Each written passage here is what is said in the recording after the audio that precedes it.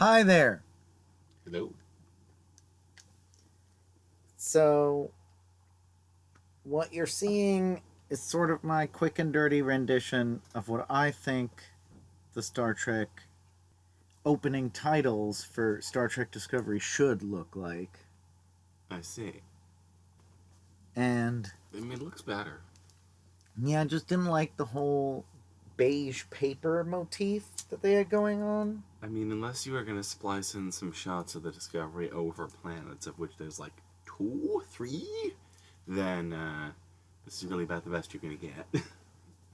I mean, potentially, you, you could just make a new opening.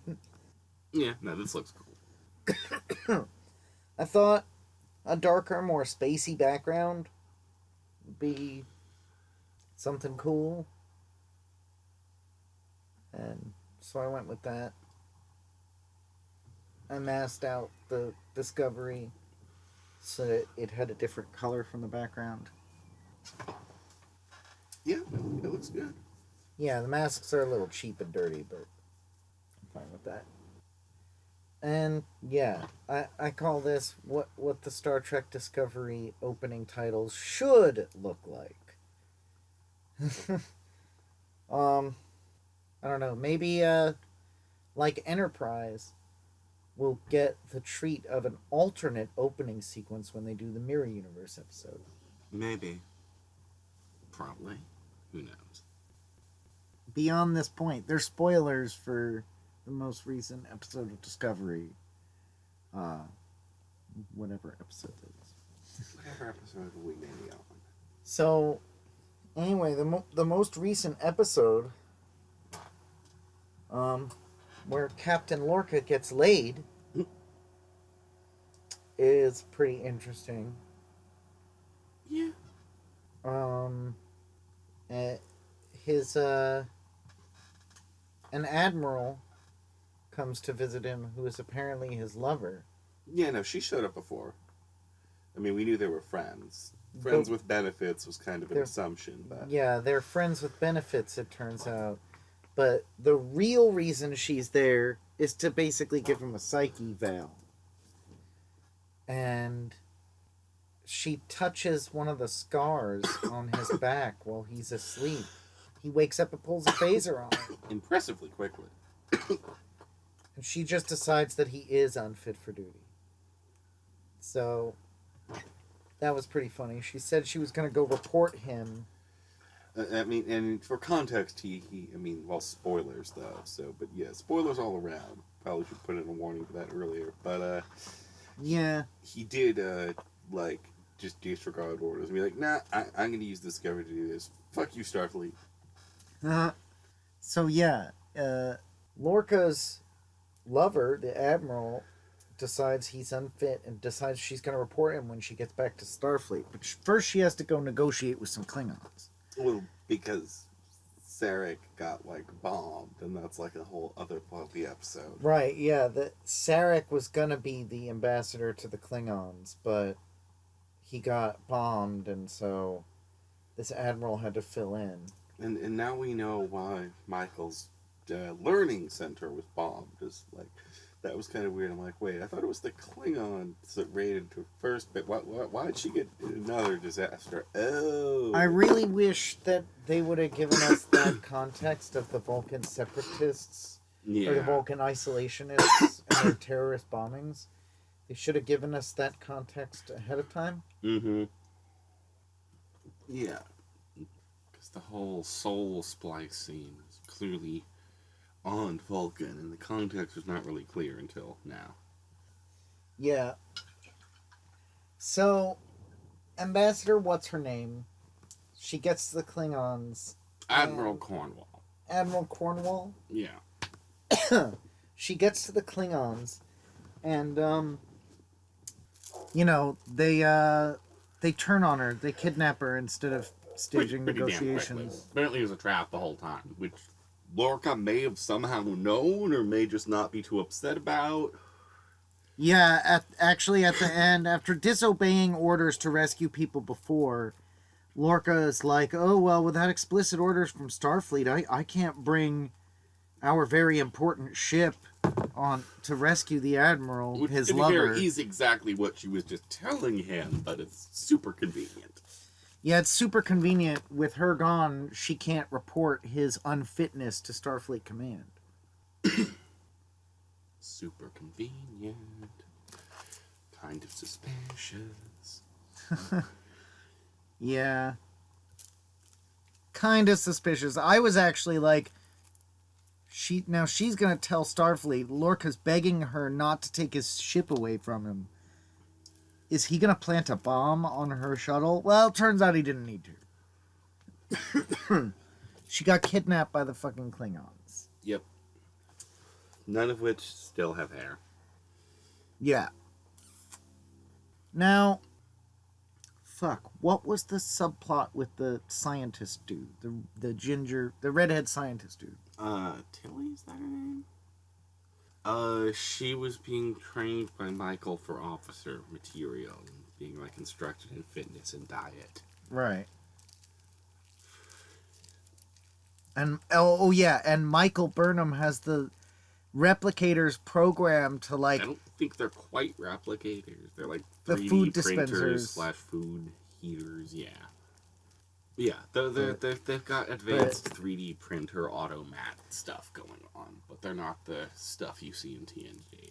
The holograms, that's a little more questionable, But the point is, Michael Burnham has like preferences set into the main computer for it to fucking tell her how nutritious everything she orders from it is. I think it's got some basic nutritional guidance programmed in that it kind of calibrates on a person by person basis. Yeah, and when it calibrated to Michael Burnham, it was like, here is like way too much details about your food, and like, the computer's like complimenting Michael for like making such a healthy selection. It's ridiculous. Yeah, I love the relationship between Michael and Tilly. I think that's a really good subplot so far in the series. Let's see, what else? What were they researching in this episode? Oh yeah, no, they were trying to figure out how to find Sarek and save him and stuff. Oh yeah, they were doing science with the psychic connection that Sarek and Michael have, using like a some kind of neural enhancer device or something on Michael's forehead that like helped them find Sarek. Yeah, that was pretty interesting. She had to like go into his mind from a distance. I don't know. It was pretty cool, but like, if Sarek can do this, he's one of the most powerful Vulcan psychics like in history. But you said that might explain some stuff. That really might explain some things. If Sarek is one of the most powerful psychics in Vulcan history, it explains why his son is one of the most powerful psychics in Vulcan history. Not Spock, but Spock's brother, who can basically turn people into slaves just by touching them and smiling at them. And then Spock has incredibly powerful psychics for a half Vulcan. Yeah. And then, I don't know. That's probably it. Yeah. Yeah, Sarek is kind of scary. Yeah, a little weird and inconsistent, actually. Yeah, he's driven by emotion. He felt more like he used to in this episode than how he came off in the other episodes, though. Yeah. I think he's driven by emotion, and that's why he likes the human ladies. Yeah. Humans are so interesting. Not quite Vulcans.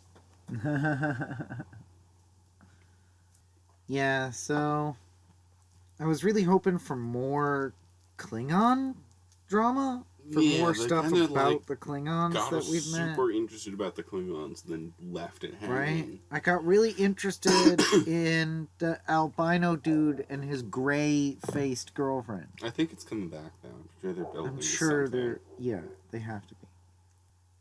Especially since she mentioned the Deceiver House. But in this one, we only take the other dude's. We only see the other dude's usurper. Yeah. And like his cronies kidnapping the admiral. Yeah. That's all we see of the Klingons. Yeah. Yeah, I think that's it. I think it's unfortunate that Orville had to skip a week. Yeah. We're not getting an Orville episode until later on this week. Maybe it'll be better for it. Maybe I will be better for it? Maybe the episode will be better for it. Maybe you'll be better for it. Okay. Yeah, maybe the episode just took a while to produce. I don't know. Last minute edits required. I don't know what their production schedule is, so I couldn't tell you. Yep. But I do know that I really like both of these shows. Oh, now you like them. They both got a lot of really weird problems that drive me crazy. Like, I honestly can't get over some of the problems with the style of the early episodes of Discovery and that are still going on with the holograms. Yeah. The Klingons. I can't get over my problems with the visual style of the opening title sequence, hence why I made this thing. Yeah. I can't get over, the 2 pilot episodes. They're horrendous. I mean, I liked the variety of Klingon ships, but could we have, like, seen a few more nods to original series? Like, where was the Kelvin timeline stuff coming from? That didn't make sense. Yeah, I mean, in some ways, I think some of these problems are caused by this design by committee, too much money involved in the production kind of shit. You know? Yeah. Like, it's not even produced in it's not even produced in LA.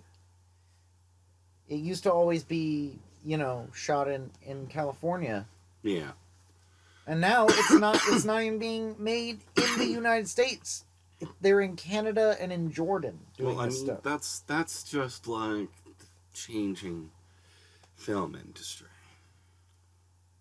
Well, I would rather have a more local film. I mean, the capital of Starfleet is San Francisco. That's true.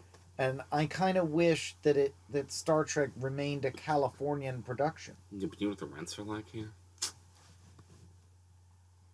They had all the money to make this bullshit show. They have fucking $6 a month from me to just watch one show. Okay, yeah, I mean that is a thing, but